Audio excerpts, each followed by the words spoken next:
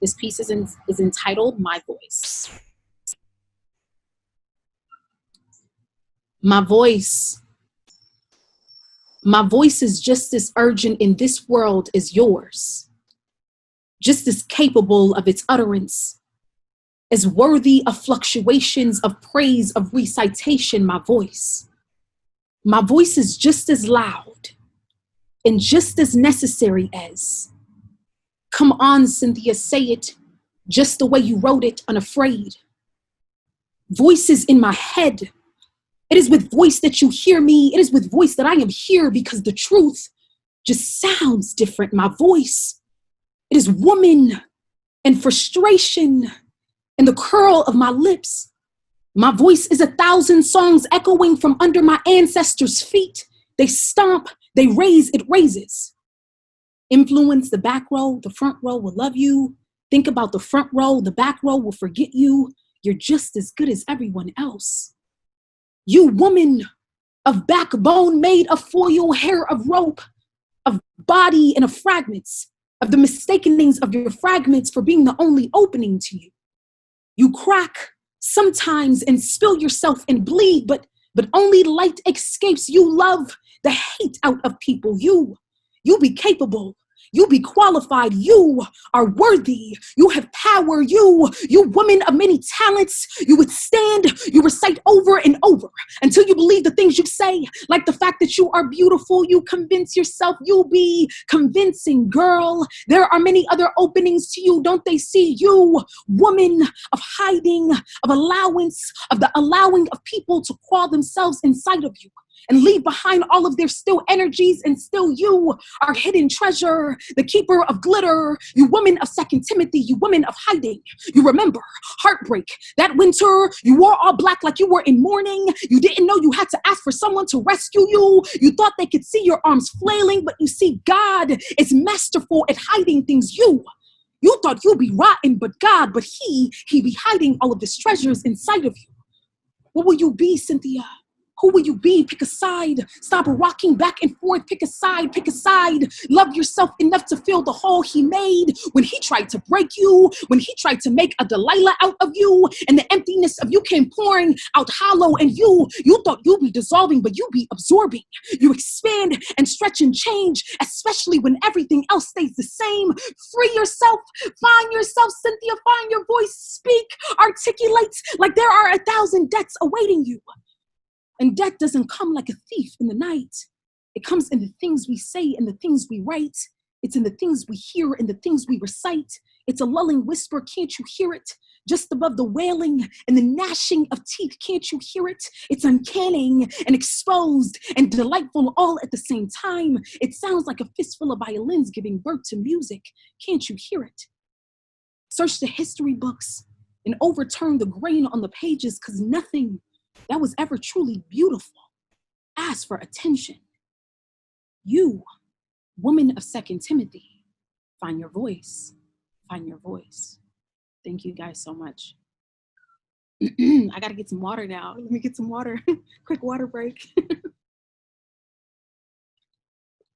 Thank you guys so much. I see some claps and some emojis on the screen. That's so encouraging. Thank you so much. I am incredibly humbled and just so filled with joy and really excited to be here today. I'm sitting outside. I wanted to get some sun during our event today. So I hope that you're equally filled with excitement. I don't want to do too much talking today. I really do want today's event to be filled with just us engaging one another. And so I promise that I'm going to keep my talking to a minimum. I'm going to share a little bit about my poetry journey within these next few minutes here. And then hopefully we can move into a few different exercises that I have planned today, as well as some exciting writing prompts. Let's see here. Let me see. All right, you guys. So I got some notes. So let me get my notes. Again, I'm excited to join you all. Thank you so much to Girls Right Now, to just the lovely staff that have helped put on this event and that have welcomed me into the space. Thank you all also for joining and for participating. I just want to open off today's event today with a quote of the day. And it's a quote that I really do believe has been the crux of my journey. The quote is, and you might find it in the chat as well. The quote is, "When I realized my life was utterly mine, not my parents' expectations or society's or anyone else's, was when I experienced true freedom." And that was a quote by Ngozi Emezi. She is a photojournalist from Nigeria. You guys, I really do feel like that quote in particular has been just the backbone for my journey. I say that because I found my voice as a poet and as a young woman of color through programs like Poetry Out Loud. I'm not sure if you guys have ever heard of Poetry Out Loud. You can head over to the chat box and let me know. But just to make sure we're all on the same page, Poetry Out Loud is an organization that allows the youth from all over the country really to compete just in performing different poems. And I, as cliche as it sounds, had an amazing English teacher in high school who saw something in me that I didn't see in myself and who put me into Poetry Out Loud. Needless to say, I lost the competition, not once, but twice, but that's all right. You know, we're not going to focus on the losses. We only focus on the wins. And the reason why that is because really the takeaway from my experience in the Poetry Out Loud competitions was the fact that I had a voice and that I can empower myself by using that voice. And so I graduated high school, went to college. I'm originally from Ohio, so I graduated high school in Ohio, but I went to college in upstate New York at Binghamton University, and I majored in political science and Africana studies. I did that because I thought I wanted to become a lawyer. I don't know if there's any other Africans in the house, but I am originally from Ghana, West Africa. Shout out to Ghana. You know, there's this idea that, you know, African and immigrant parents really want their children to succeed, but they only believe that their children can succeed in fields like medicine, in fields like pharmacy, engineering, and law.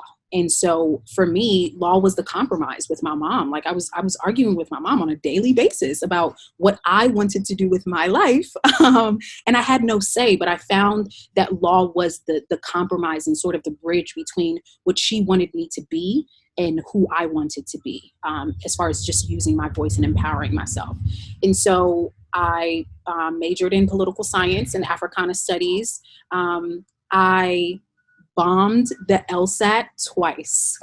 You guys, I am losing the Poetry Out Loud competition twice. I'm bombing the LSAT twice. And I'm like, well, maybe law is not it, right? Like maybe going to law school and taking all these political science classes is not really something that I'm supposed to be doing. And so I, you know, sort of had a conversation with my mom and my family and decided that, you know, law school wouldn't be where I found myself. But there was a really life-defining moment after I graduated undergrad. I took a year off and I performed a poem, a wedding poem at my brother's wedding. My brother was getting married that summer. So I performed a wedding poem for him. And I just found that everybody in my family, but my mom included, which meant the world to me, gave me a standing ovation after I had performed at my brother's wedding. And so I was just like, what could I do with poetry? What could I actually do if I followed my voice and if I followed this path of my life? And so I just found myself getting involved in the local arts community in Columbus, Ohio, once again, where I'm at the moment and where I'm from, and just met the most amazing poets, visual artists, creators, found really a community in my local arts community, and decided to go to the New School to get my MFA in poetry. I was supposed to be in law school at that moment, but just found it really ironic that I was getting a master's in fine arts and poetry. So I just recently graduated from the New School, getting that degree last spring, and it was just amazing. New York City is amazing, obviously, as you guys know. I performed for a few different organizations, just did a bunch of things when I was in that program, and now find myself here, again, because of poetry. Poetry really is a catalyst for me. It is the thing that opens so many different doors in my life, including finding myself in this space with you all. So I'm grateful to it, and I'm grateful for you all for just listening to me ramble on and on here. But I'm currently teaching and working on a manuscript right now, and that's what I've been doing, just teaching online, more specifically positive affirmations, positive thinking, things of that sort. So I just keep myself busy by doing that. All right, you guys, now that I have, rambled on and on, told you guys a little bit about my story, I want us to really, again, engage one another in discussion, as well as a few exercises that I have prepared. I am so sorry. There's an airplane flying above me right now, but hopefully you guys can hear me. I'm going to try my best to project as well. We are going to do a stretching exercise. Is everybody down for that? Are we down for a stretching exercise? Okay. So let's go ahead and just engage in a quick, 5-minute stretching exercise to really prepare our bodies and our voices for the activities that we'll be partaking in today. So if you feel comfortable, I would like for us to just stand up really quickly. So stand up. And once you're ready, just shake your body out. Shake your body out. Twist if you would like. Just go ahead and twist. And make sure that your feet are planted firmly on the ground. Make sure that you can feel the ground beneath your feet. All right. And then once we've done that, I just want you to reach up to the ceiling. Whatever way you feel comfortable, reach up to the ceiling and feel all of the energy in your fingertips. Wiggle your fingertips. Feel all of the energy in your fingertips, and then feel all of the energy in your toes. Wiggle your toes a little bit. All right. Okay, now your hands can come down, and I want us to do a couple breathing exercises. Go ahead and inhale through your nostrils and exhale out of your mouth. One more time, inhale through your nose and exhale out of your mouth. We're gonna do those exercises a couple more times. But this time when we inhale through our nose, I want us to inhale all of the positive energy and all of the goodness, all the rainbows in the sky, all the lollipops, all the amazing colors, just positivity. Inhale all of that. And exhale all of the doubt, all of the fear, every negative thought that you have. Let's do that one more time, you guys. Inhale all of the positive energy. And exhale all of the negativity. All right, and if you all feel comfortable, let's do a couple head rolls. Just roll your head, circular motion, clockwise. All right, let's do it counterclockwise now.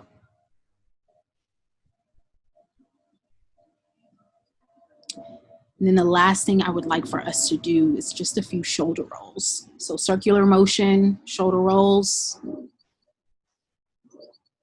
All right, now counterclockwise. All right, you guys, that is our stretching exercise for the day. How does everybody feel? Do we feel good? Good, good? Awesome. Okay, so now that we have sort of just stretched a little bit, I want us to, if you feel comfortable, we're all gonna recite a mantra together. I think the beauty about this space right now is that we're all here. This moment is not going to happen again. And so it's just amazing to live in this moment and to just recite this mantra with you all. The mantra is, my voice will change the world. And when you say it, I really do want you to feel empowered and to know that your voice is necessary and that your voice matters. And so you guys, I'm going to count us down from 3. And then we're all going to say, my voice will change the world. Enunciate your words, use your face to say it, whatever way you feel comfortable. All right? On the count of 3. 1, 2, 3. My voice will change the world. All right, you guys, let's do that one more time. And let me hear it nice and loud and proud. 1, 2, 3. My Voice will change change the world. Thank you guys so much. That was great. That was great. Let me double check just to make sure I am still on time. Andrea, am I good on time? Okay, perfect. All right, you guys, how do you feel? Good, good, good. Awesome, awesome. All right, so let's go ahead and move into our discussion for the day. Really the crux of why we're here and why this workshop is happening. I really did, when I was thinking of trying to come up with a workshop for today's time, I really did want to do something that I have experience in, but also something that gets me really, really excited when I'm thinking about creative writing, when I'm thinking about performance, right? And the thing that really came to mind for me was this idea of using sound in our writing. So for me, of course, I use sound in my writing, but I also use sound in performance. And the reason why I do that is because I am interested in engaging my audience and my listener in a way that I cannot engage them if they were reading my work on the page, right? And so using sound in poetry really is for work that's performed out loud. So I want us to just make sure we're having a quick little discussion about sound and poetry. But to give you guys a little bit of background, some poets use sound devices as a strategy to create an emotional response by the listener. Sound devices are special tools that writers can use to convey and reinforce meaning through sound. And some of the tools that they use are things like repetition, rhyme, alliteration, and assonance. One more time, you guys. Some of those common tools that they use are repetition, rhyme, alliteration, and assonance. For example, if I'm a poet who is utilizing the tool of repetition in my work, I might repeat a line a few times. Why? Because I want my audience to pay attention to that one line. Right? So you guys, I'm going to try my best to freestyle a poem, right? Just off the top of the dome. I'm going to freestyle a poem right now, utilizing repetition. And I want you to pay attention to where I use it. Okay. So if I'm giving you an example of using sound in poetry, I'm utilizing the tool of repetition and I'm saying, my voice is necessary. My voice is powerful. My voice will change the world. My voice is blue. My voice is white. My voice will change the world. My voice exists in the air. My voice exists around me. My voice will change the world. So you guys, stylistically, I used my voice will change the world to repeat in the poem. But I used it specifically at the end of each stanza because no matter what I say in the middle, I want you to pay attention to the fact that my voice will change the world. If you don't hear anything from the poem, the thing that I want you to take away is the fact that my voice will change the world. And that's why I repeated it, right? So I really do want to open up the chat box and open up the discussion right now to ask you all, why do you think tools like rhyme, repetition, alliteration, and things of that sort are used in poetry or are used in writing at all? Like, what is the importance of these tools? And why do you think someone might utilize sound in poetry? So if you guys want to head over to the chat box, just let me know what you guys think. I haven't been checking the chat box, by the way, so I'm just going to go through and look at a few of these. Okay, you guys, I'm getting some responses. Thank you so much for writing your responses in here. I'm getting some responses to catch people's attention. That's why some people definitely might use that tool for sure. It spices things up and pushes the point further. Loving it, loving it. To make the details more concrete. Awesome. You guys, I am loving this, definitely, to engage the audience, fluency and rhythm, to instill emotion in the reader. Absolutely. There is not one right answer, right? But all of these are amazing. Repetition is used in poetry because the writer and the poet wants their audience to listen to the message and to create imagery. Definitely. Definitely. And that last response is, yes, we want the readers and the listeners to definitely hear what it is that we're trying to say. So yes, for sure. Yeah, you guys, these tools and techniques are sometimes called, there's collectively called sound play, because they take advantage of this like performative and spoken word nature in poetry as well as in creative writing. So the next thing I would like for us to do, thank you so much for having that discussion, is we are going to move into prompt one. So the idea behind prompt one, you guys, is I want us to utilize one of the tools that we just discussed, and I want us to all write a group poem. Now, there are some rules, you guys. There are some rules to this thing. So each of us are writing one-line sentences, and we're going to go around the virtual room to create one whole moving, living, breathing, vibrating piece. And I think that that's, I mean, it's going to be beautiful. It's going to be awesome. So the rules are as follows. The first rule is that each line must begin with the word we, right? We're utilizing that repetition tool that I just talked about. So everybody's first line, everybody's line is going to begin with the word we. The second rule that I want us to focus on is that your sentence must include a color, a shape, a sound, or a type of weather. Okay, so you're beginning your line with the word we, then you're including a color, a shape, a sound, or a type of weather. That third rule that I want you to focus on when you're writing your sentence is to include a feeling, a place, or a thing. Okay, so beginning with the word we, including color, shape, sound, or type of weather, and then to also include a feeling, a place, or a thing. Now, an example of this, again, is on your screen. It is, we shine as gold as glimmering eyes. That's my example for you all. I began my line with the word we. I chose a color for the second rule. My color is gold. And then my thing is glimmering eyes. Okay, you guys? So we're going to give you probably the next 2 to 3 minutes to write out your line. Fire, fire, fire, fire, fire, fire, fire, fire, fire, fire, fire,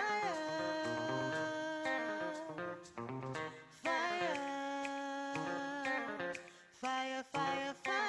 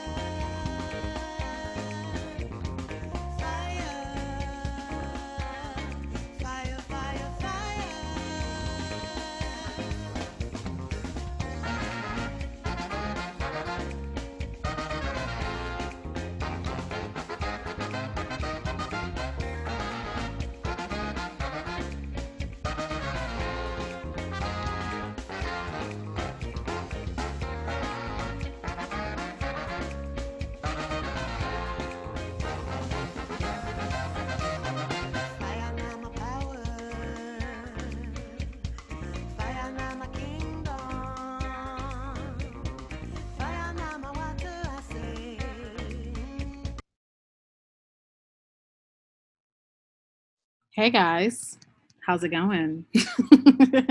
I hope you enjoyed the groovy sounds of the Afrobeat Orchestra. As I mentioned, I'm originally from Ghana, West Africa, so I always like to, groove out to a little African music while I'm writing. Here's what we're gonna do. I'm so excited. We are all going to perform this poem together. I and the volunteers who said that they would like to read, right? And so on the document that Andrea is going to pull up, I am going to start us off with my example. I am going to say, we shine as gold as glimmering eyes. Whoever is after me will read their line next. And then whoever's after that person will read their line next, so on and so forth. Okay? So we're going to see how this is going to go. But I think it's going to be beautiful just to hear the differences in our voices as we perform this poem. Me and the volunteers, of course. And so we're going to go ahead and get this thing started. Are you ready? Readers, are you ready? Okay, you guys. So I'm going to start us off by saying my line. We, each of us, we shine as gold as glimmering eyes. We will stick together like the white picket fence around my future house. We are the crashing of waves against the beach shore, unapologetically earth-shaking. We have become as gray as the woe-begone river. We dance in the rain of our parade unfazed. We are aurora full of mysteries and light. We are blue moon voices, eyes containing the cosmos. We roar like thunder, setting fire in the wind. You guys, I have chills. That was so beautiful. That was amazing. I know that we talked a little bit about this, but to sort of memorialize and document this, we would probably just ask for permission, and maybe it can definitely be something that is for girls right now. But this is a poem, you guys, that we just created in this space. How beautiful was that? And it was so amazing to hear all of your voices as well. Okay. All right. So now that we've done that exercise and we've all performed together, I just want us to debrief a little bit and sort of discuss a few different things regarding that prompt. The first question I have for you all is, what patterns do you think were intentionally built in because we set those rules, right? The first line beginning with we, us including a color, a shape, a sound, or a type of weather, and then also including a feeling, a place, or thing. What were some patterns that you think were intentionally built into our community poem because we set these rules, and did it make the composition better, or do you think it got in the way? Okay, Andrea, I cannot find my screen. So if you can unmute yourself, Andrea, and just say a couple of the things that people are saying in the chat, that would be wonderful. Ozma is saying all the lines had a certain symmetry to them, which really tied them all together. Wow. Kate is saying the rhythm of repetition made it so strong. Okay. Jennifer said, setting the rules helped us bind together, making the poem exciting. Yeah. Love that. Kadiana, if I'm saying this right, Kadiana says, I think the rules help with one-liner, and it felt like it was different forms of nature. Okay. Interesting. More questions for you all. What do you guys see any sort of poetic devices that the other participants used in their lines? And if you're looking at the composition as a whole, did it make sense, and did it actually sound good together, like as a whole poem?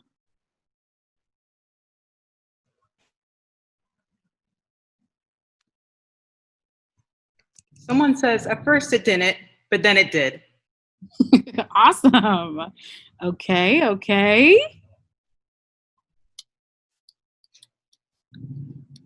Did it sound together? Did it sound good together, you guys? Did the poem feel rhythmically whole, or did it feel disjointed because there were so many different authors? That's a good one.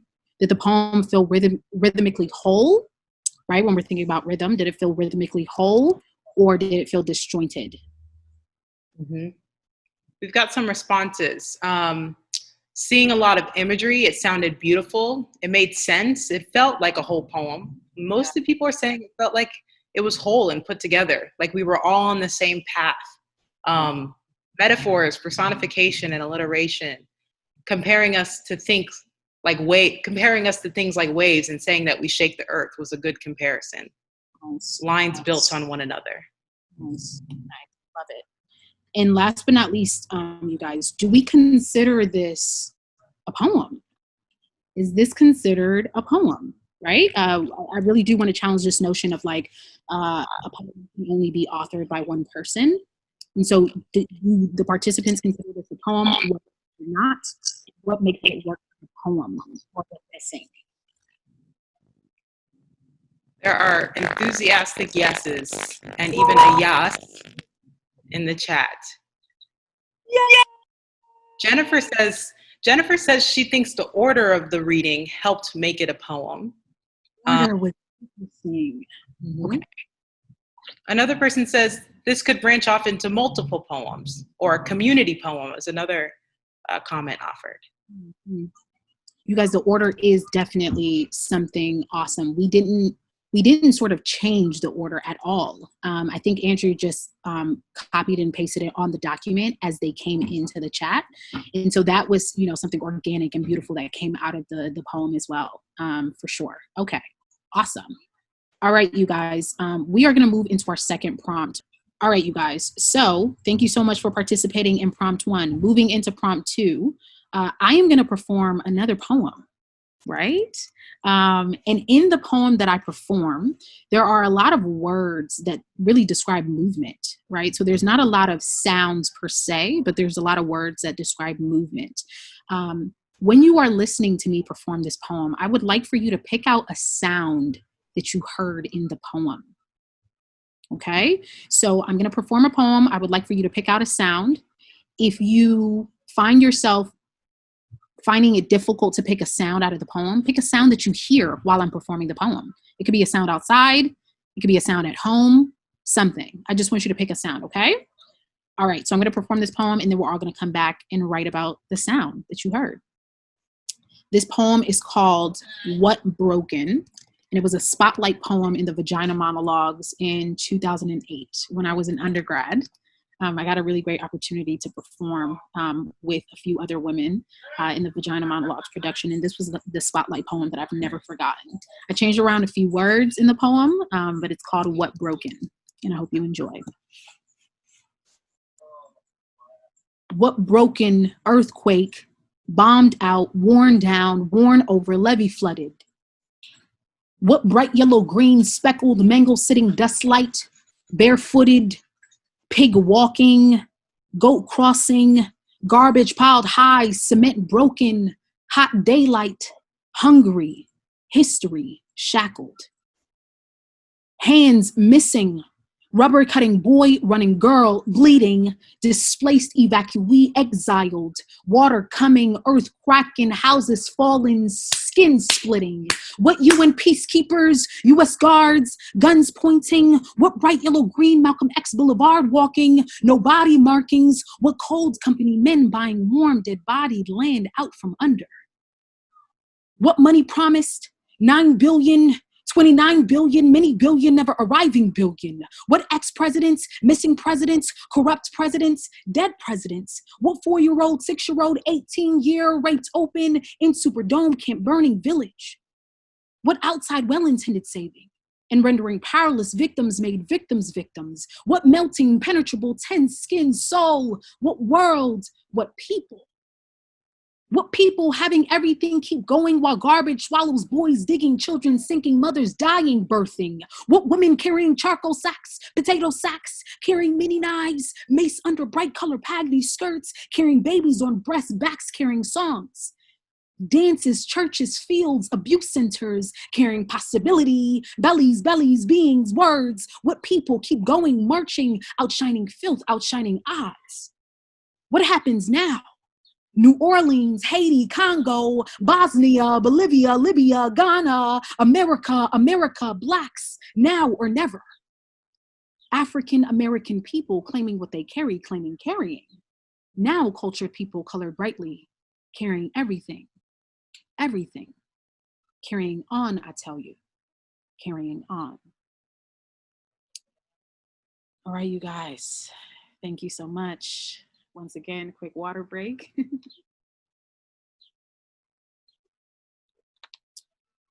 Okay, you guys, so that is the beginning of the second prompt. So I hope that when you were listening to that poem, you found it a bit easier to pick out a sound that you heard, right? Or to pick out a sound that you heard around you while I was performing that poem. Now, all I want you to do is to just write about the sound that you heard, right? It could be a large sound, it could be a small one, whatever it is, I want you to focus on it and describe it in as much detail as you can. It might also be interesting for you to use the sound in whatever it is that you're writing. So describe the sound itself, loud or quiet, and then expand from there. What's making the sound? Can you see it? What does it look like? Whatever's making it, does it change as it makes the sound? And how does it affect you who heard the sound? Does it remind you of something else? Have you heard the sound any other time? And does something else make a similar noise? So I know that was a lot of questions, right? But the trick with this exercise is to just focus all of your energy and attention on that one sound and to let all of the other details just fill the words. Okay, so we're going to write, I think, for the next 5 or 6 minutes, 5 minutes. And I want you to groove out to the Afrobeat orchestra while we're writing. Drop any questions in the chat if you do have any.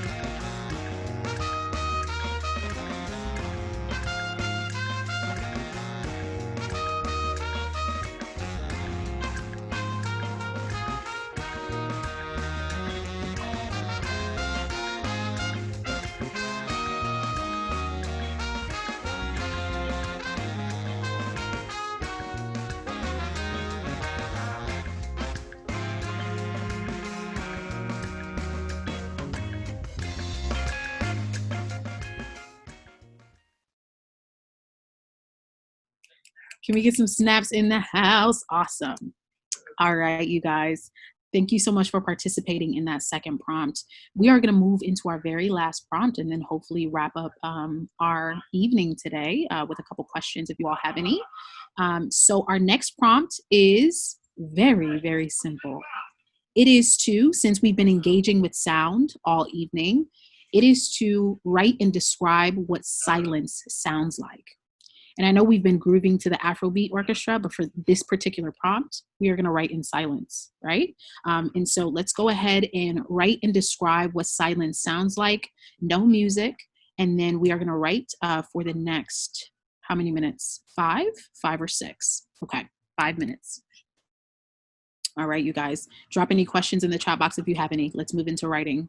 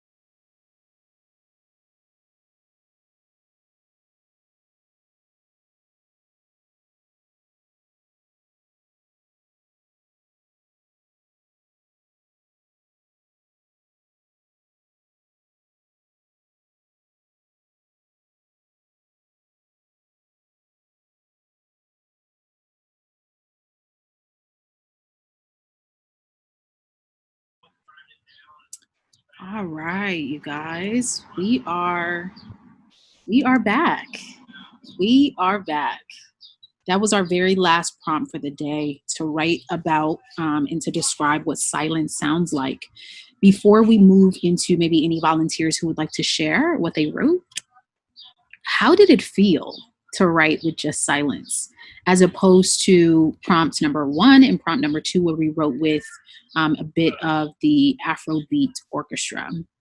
How did it actually feel to write with silence? I know for me, the last prompt, I was just like, where's all the energy? All the energy is gone. Okay, we got some responses coming in. Lola said it felt emotional. We got some other responses. Yeah, there were a lot of emotion. It felt great to let out some emotion. Let's see, we got, it made me think about my relationship to silence. Interesting. Ozma said it was calming. That is really, really interesting. Yes, to be intentional, to actually write with the silence in the space, definitely let me think about my relationship to silence. Because once again, I was just like, what? What's going on? Where's all the music? So that rounds out prompt 3. I think we're going to move into Q&A next. Q&A. Yeah. So if you guys have any questions for me, drop it in the chat box. And I would love, love, love, love to answer any questions. You know what I can also do while we're sort of waiting for some questions to come in? I have a really short 1-minute poem, and it's for Black women. This piece is specifically for Black women. The reason why I just thought about that is because I feel that that we really do need to be protecting Black women at this current moment with everything that's happening in the world. And so I can perform this piece to round us out, and then I can move to any questions. I see a few coming in right now. It's really, really short.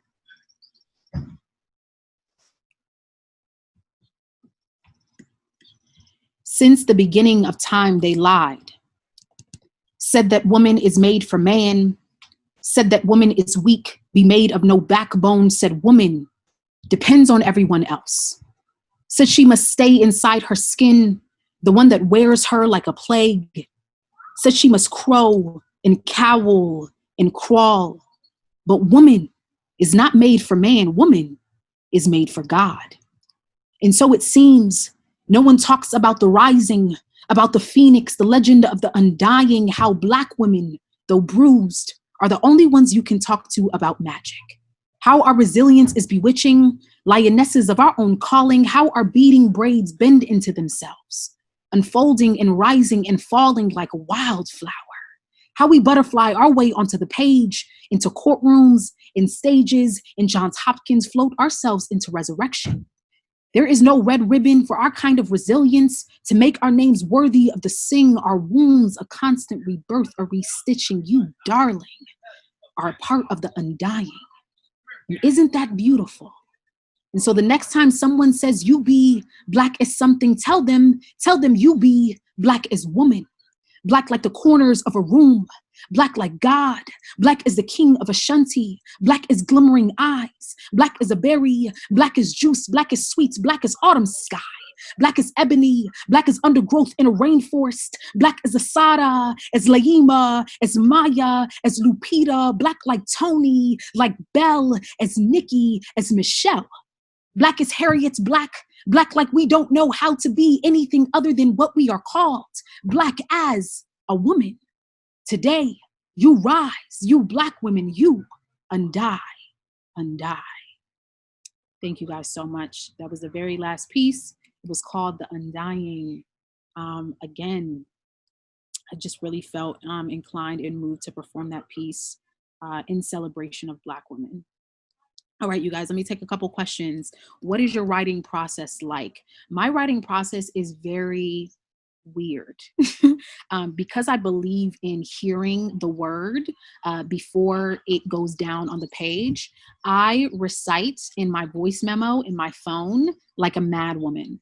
So in order to not forget maybe a line that might come to me, an idea of something that I want to write that might come to me, I'll take out my phone and I'll start recording.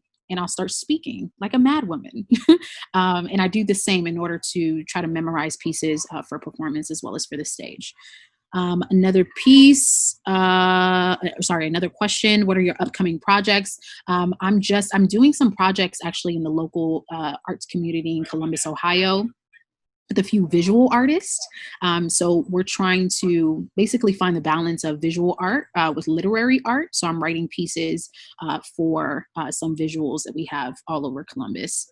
How do you memorize poetry? Same thing I said. I just, just say it over and over. I use that repetition tool that I mentioned at the very beginning. Let's see. How do you become a professional creative writer? You guys, I am still figuring that out. Can I be honest? Moment of transparency here. All I know is the writing, and all I know is the craft and the art form. And there's the business side of things, right? That I haven't gotten a hang of yet. When I got my MFA, it was for the craft on the page. And so it's interesting to, talk to other writers, to participate in different workshops, to just figure out how to basically figure out the business side of things. So I'm still figuring it out as I go, and I'm loving the process. Of course, I'm learning from my mistakes and embracing every opportunity that comes to me. Let me see more questions. When doing spoken word, what is your process before performances? How do you cope with stomach butterflies and second thoughts? That is a great one. I welcome the butterflies because a little bit of nerves always grounds me. A little bit of nerves always makes me humble in my approach to the stage. And so I just use those butterflies and use those nerves to drive me to actually perform. And I'm also really, really spiritual. So I just remind myself of a few just Bible verses and Bible quotes that I should fear not, really, that I can conquer anything and just empower myself in that way for the stage. Let's see. Could you tell us a little bit about your time in Ghana and your childhood story? Really, really good question. I came from Ghana. I came to America when I was 2. So I was actually born in Ghana. And the only way that I retained my native tongue, which is Tree or Akan, is because my grandma lived with me in Ohio for years before she passed away. She didn't know how to speak English. And so I just found myself being forced to learn my native tongue because she was alive and because I had to communicate with her. She also is the reason why I have a few pieces with like words in my native tongue. I haven't been able to brave writing an entire poem in my native tongue because that's really, really hard. But I've used certainly a few words and phrases. Childhood story, grew up in New York City before I moved to Ohio. And so I have a love for New York, but have recently found myself returning back home really often, especially during my MFA experience. I did some workshops back home, met a few other creatives back home, actually produced an event called Women in Words with a few women poets back home in Ghana as well. So I'm finding myself sort of trying to learn more about the country that I'm from, as well as the people. Okay, couple more questions, you guys. Do you perform at events like weddings, birthdays? Yes, I do. Again, that is the business side of things. And so I get a few people reaching out to me to commission pieces to actually show up and perform. I also perform at different just arts events all over Columbus, Ohio as well. So that has been great. Let's see. Does practicing in a mirror help performance or just make you more self-conscious? Interesting question. I personally don't practice in front of a mirror. But you can if you would like to. The only reason why I recommend that is because it helps you just see how you might use like your body in performance. So how your arms might move around and how you might, just pick up on a few different things that you're doing while performing a piece. And so whatever tools you can utilize to make you a better performer, better writer, better creative, I would certainly utilize those. Oh, let's see. Strongly about spoken word poetry. Oh, somebody had a question about like slams. Yeah, you guys, when I was like writing in high school and in college, I was terrified of slams. I've never really slammed. I don't consider myself a slam poet either. I just consider myself a performance poet, because the competitive nature of poetry is just like so intense. And so, yeah, it is for some and it is not for others. Right. And so, yeah, if you guys definitely get into slam, you can get into poetry out loud as well. That is something that was amazing for me. But yeah, if you guys want to get into slam poetry or just perform at an open mic, that would certainly be something that I would advise you to do to calm down your nerves and to get that experience. Okay. I say let's wrap it up. Yeah, I see maybe another question about any books or poems or writings you're recommending at the time? Books. Homegoing by Ya Jissy. I'm not sure if you guys have ever heard of that book. I recently finished it. I finished it in like 2 days. She's great. Let's see. I read The Water Dancer by Ta-Nehisi Coates. That was a good one. The Water Dancer by Ta-Nehisi Coates. And then Andrea, you said what was it? Books, writings, and what else? Any poet recommendations? Oh, poets. Oh. I love Aja Monet. Aja Monet is a great performance poet. She also uses a lot of rhythm and music in her poetry. So speaking of sound and poetry, that's a good one. I am getting into a lot of work of local poets. And so a few local poets that are based in Columbus, Ohio that I would recommend. Sorry, there's an airplane. Barbara Fant, she's an amazing, she also slams. Barbara Fant is an amazing poet. Dion Custer Edwards is an educator / poet / facilitator that's just amazing. She works at the Wexner Center for the Arts. I'm not sure if you guys have ever heard of it, but it's in downtown Columbus, Ohio. And so yeah, those are definitely a few that I would recommend as well. Thank you so much, Cynthia. Can we please all unmute ourselves and just like give a big round of applause for Cynthia? Thank you. Yes.